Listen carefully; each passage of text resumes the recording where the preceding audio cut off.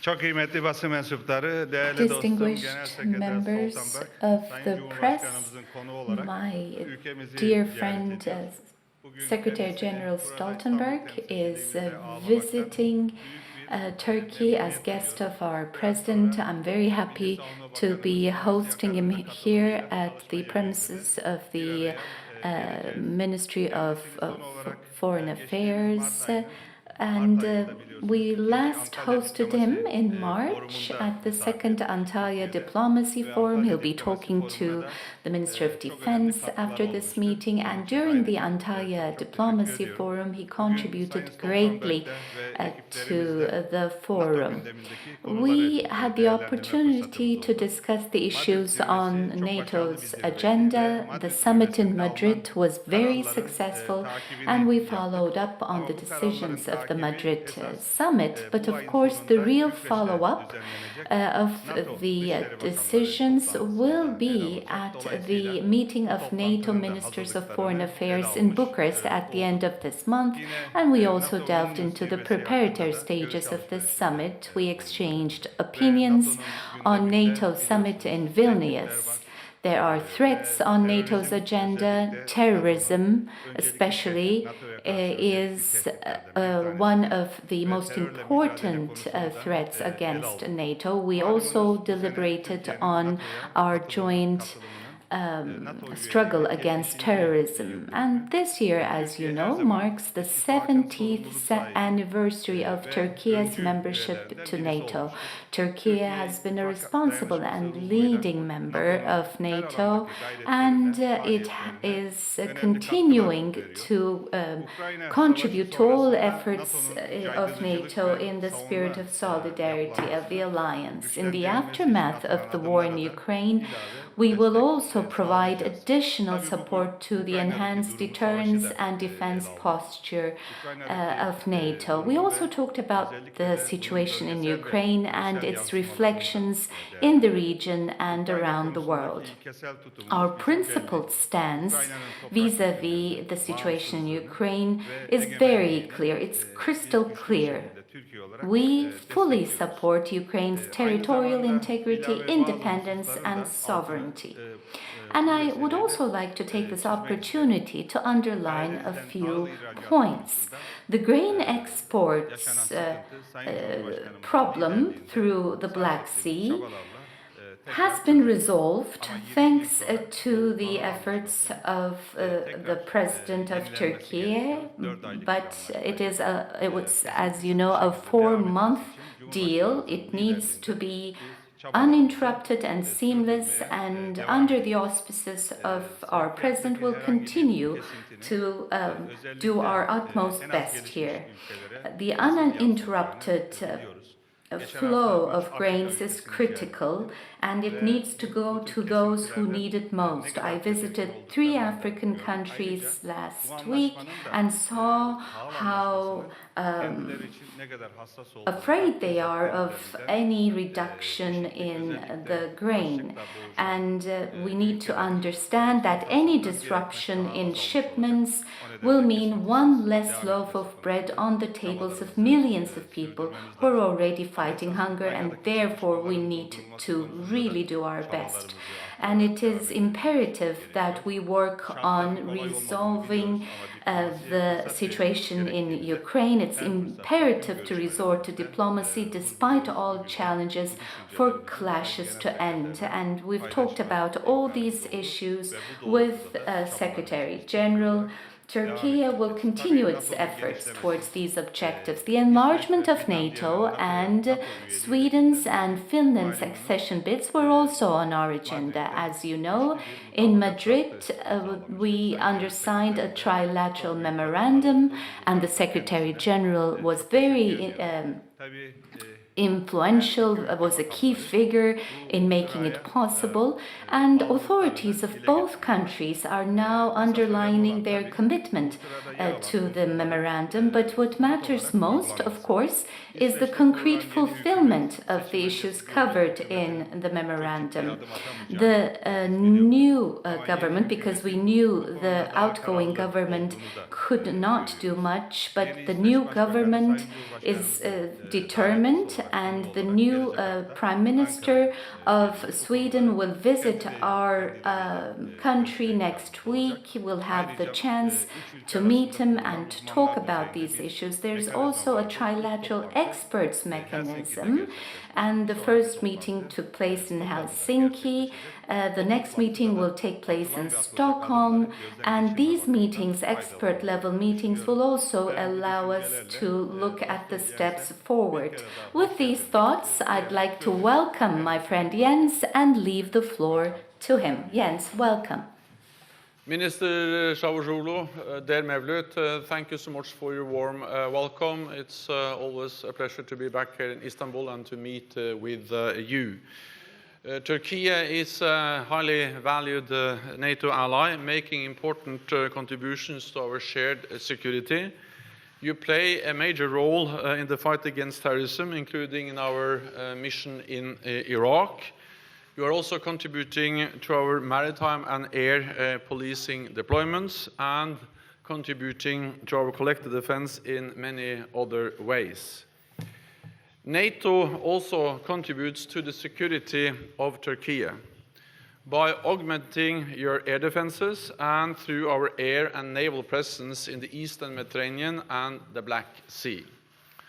Our unity and solidarity are essential as we face the greatest security crisis in a generation. Today, we discussed a number of issues, including the situation in the Aegean, our fight against terrorism, Finland and Sweden's accession to NATO, and our support for Ukraine. President Putin is failing in Ukraine, but he is responding with more brutality. In recent weeks, we have seen dozens of drone and missile strikes across Ukraine, including on critical infrastructure, cruelly and deliberately depriving Ukrainian civilians of heating, water and electricity at the outset of winter. We also see Iran offering drones and considering ballistic missile deliveries to Russia. This is unacceptable. No country should provide support to Moscow in this illegal war. I want to thank Turkey for all its support to Ukraine. The cutting-edge drones and ships built here in Turkey are helping to uphold Ukraine's right to self-defense. I also commend Turkey and President Erdogan personally for negotiating safe passage for Ukrainian grain through the Black Sea, easing the global food crisis.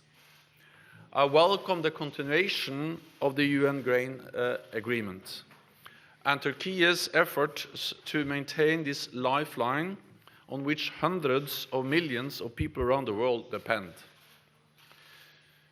Today, we also discussed the ratification of Finland and Sweden's NATO membership.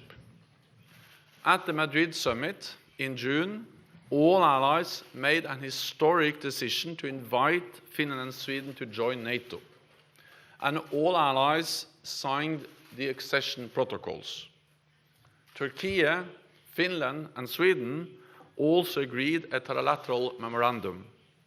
As you said, Mevlüt, you have significant expectations that this memorandum will deliver more security for Turkey. I recognize your concerns. At the same time, it is clear that Finland and Sweden have delivered on the memorandum and are committed to the long-term partnership with Turkey. This week, I have spoken to the leadership of both Finland and Sweden, and I welcome the major, concrete actions taken by both countries to put the memorandum into practice. Finland and Sweden have significantly increased cooperation with Turkey to counter terrorism, and a permanent joint mechanism has been established.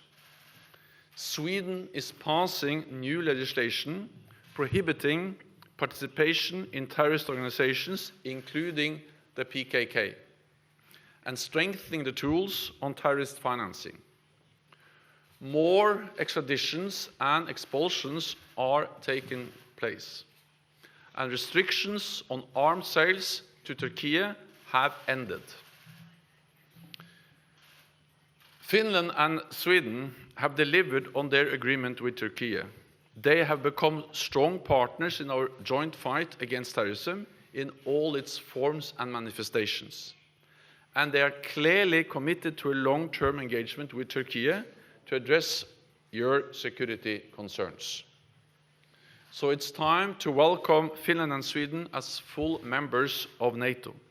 Their accession will make our alliance stronger and our people safer. In these dangerous times, it is even more important to finalize their accession, to prevent any misunderstanding or miscalculation in Moscow, and to send a clear message to Russia that NATO's door remains open. And it's only for allies and aspirant countries to decide on NATO membership, nobody else. So I look forward to welcoming both countries as full NATO members in the near future. Dear Mevlüt, thank you again for Turkey's strong commitment to our alliance. I look forward to continuing to work with you and to the rest of my visit to Turkey. Thank you. Thank you. Any question?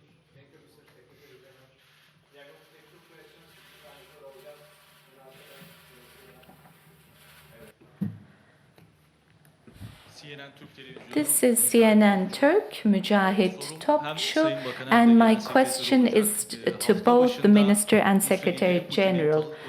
The grain deal, Putin first said he was opting out, and there was a short-term crisis which was resolved.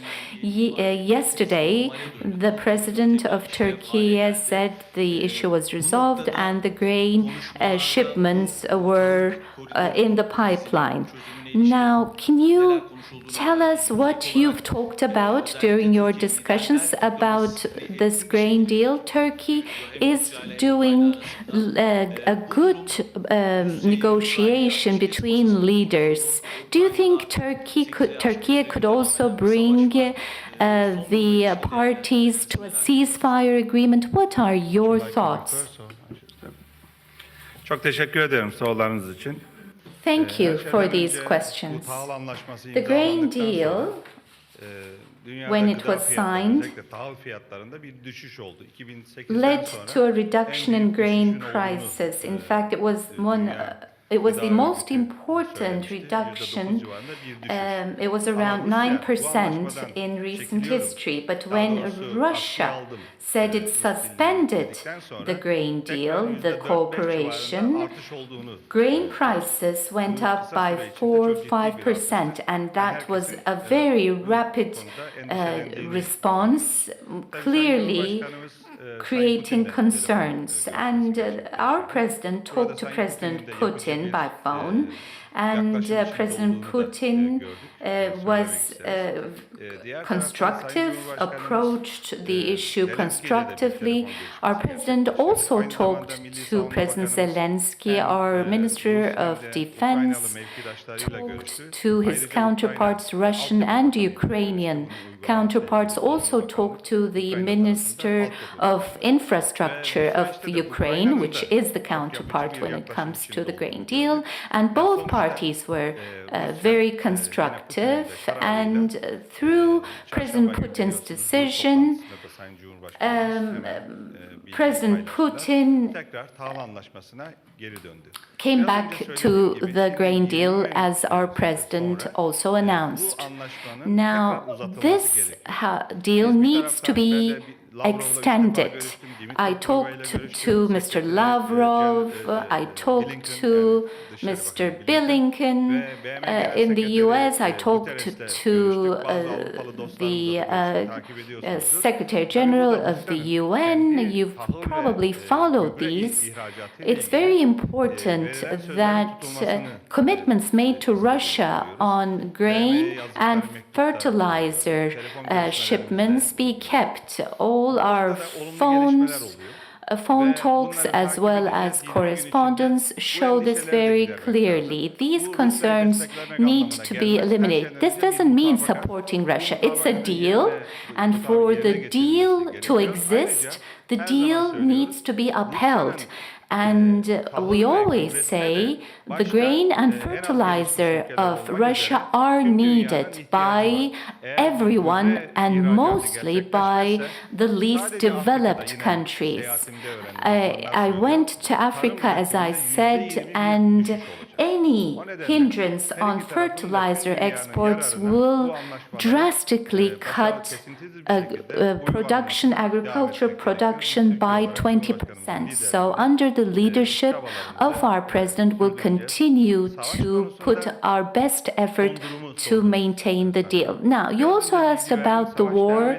The war is ongoing, unfortunately, and it's becoming more complicated as it becomes more prolonged. On the 29th of March, when both parties came together in Istanbul, the situation out in the field, the foreign policies, when it came to Crimea, Donbass, the situation was very different. Things have become more complicated. The more prolonged the war is, the more complicated it will become. So we need diplomacy. It is imperative that we make diplomacy work not only for Ukraine and Russia, but for the world. The territories that are attacked are Ukrainian territories. We need a fair peace. We need a fair resolution that supports and upholds Ukraine's territorial integrity. Thank you. First of all, I expressed my gratitude to Turkey, to President Erdogan and to Foreign Minister Çavuşoğlu and to the government of Turkey for their efforts and the important work they have done to enable and to make the grain deal possible. Because we need to understand that hundreds of millions of people around the world totally depend on grain and food exported from Ukraine. Over the Black Sea to the Bosporus to the world market. And if this food is not exported, if it's not reaching the global market, then prices will go up and millions of people will suffer. So the grain deal is extremely important for food prices and for feeding hundreds of millions of people around the world.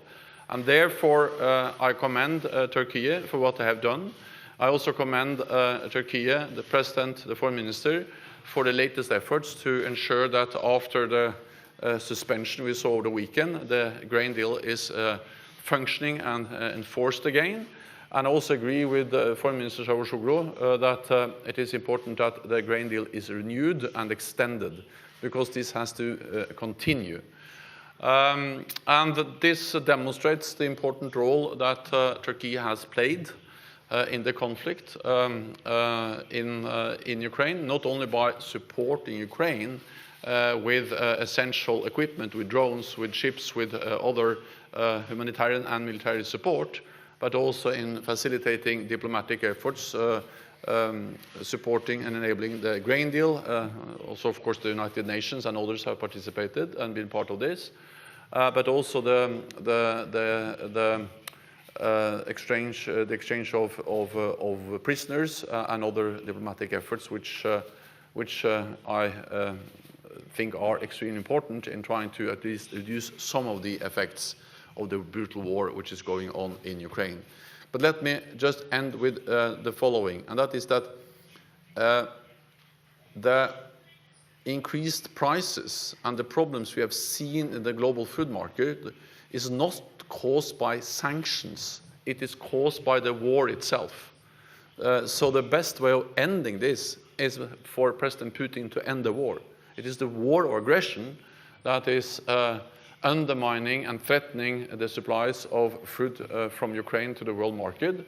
The grain deal helps to reduce the effects, but the lasting solution will be to end the war, and that's Russia's responsibility to end this war of aggression against Ukraine.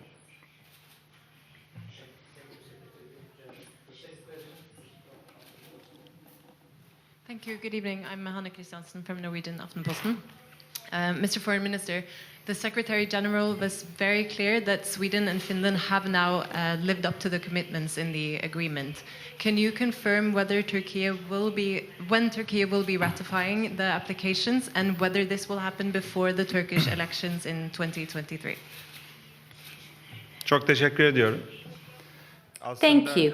Açılış konuşmamda In my opening remarks, I actually touched upon Genel this. Sekreterin de katkılarıyla In Madrid, also with the help of the Secretary General, we undersigned a memorandum. And if you look at the sadece memorandum, davet edilmesi için imzalamadık bunu. we just didn't sign it for Bu iki ülke inviting these countries to NATO. We undersigned the memorandum to make it very clear all the steps that are needed for accession. And some steps have indeed been fulfilled. As Secretary General said, the arms embargo of Sweden was lifted. This is an important step, and some companies were actually also received positively. They are amending the laws in Sweden, but not all components, not all points in the memorandum are completely implemented by these countries. We are very clear that there are positive steps, and the Secretary General is clear too. We are not there to hamper NATO. We're not there to hamper NATO's enlargement. Secretary General knows very well that Turkey has been one of the most steadfast supporters of NATO's enlargement in all summits. We've been very clear about NATO enlargement and our support for it. So we would like to see these two countries take concrete steps against terrorism, because one of the top priorities of NATO is the fight against terrorism, and Madrid was very clear in its conclusions and would like to see concrete steps. The announcements by the new government have been received very positively by us, and we've talked to Prime Minister Christopherson, and when he mentioned that he would like to visit, we took the necessary steps immediately and started preparing for it. In fact, the Prime Minister will be in Turkey on the 8th of November. That is Tuesday. And the fact that the mechanism will meet again in Stockholm is also an important step. So the positive steps that have been taken, as well as the steps that remain, will be deliberated in all these mechanisms. It's not enough to lift an arms embargo. It's important that once these countries accede, no steps back are taken. The ratification will take place in the parliament, and it's important that we show the Turkish people that concrete steps have been taken. The timeline, the calendar is up to the two countries and the steps that they will take. We're very constructive in our stance, but we're also very clear and very open about our concerns. And in fact, the memorandum covers those aspects.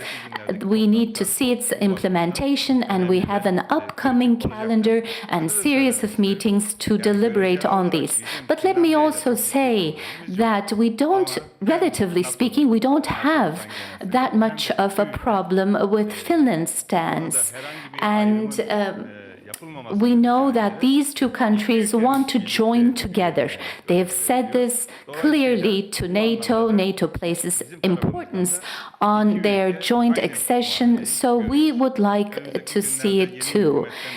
We expect the new government of Sweden to take steps, even more concrete steps. We're happy with the steps they've taken already, but would like to see their final steps within the scope of the memorandum. Okay.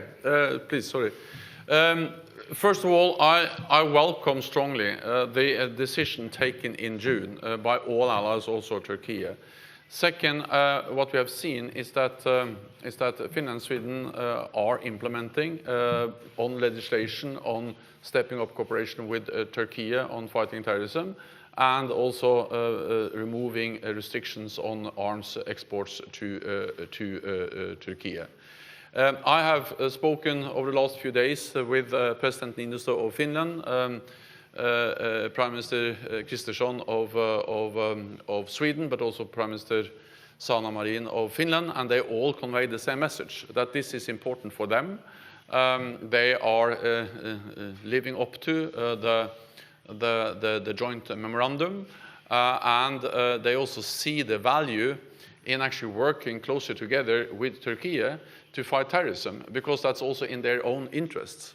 And we see that legislation has been changed. We see that, for instance, Sweden is now banning, or in the process of banning, membership in terrorist organizations, and that will also affect, of course, the numbers of people that can be extradited from Sweden. So Finland and Sweden have delivered. I think the time has come to invite them, or to make them, not only they are all invited, but to make them full members of the alliance. And therefore, this was an issue we discussed today. I expect that also to be an issue to be raised with President Erdogan tomorrow. But more importantly, the Swedish Prime Minister will be here in a few days. And of course, that will be one of the main issues I expect them to address. So I think the time has come to then make sure that Finland and Sweden are full members in the near future.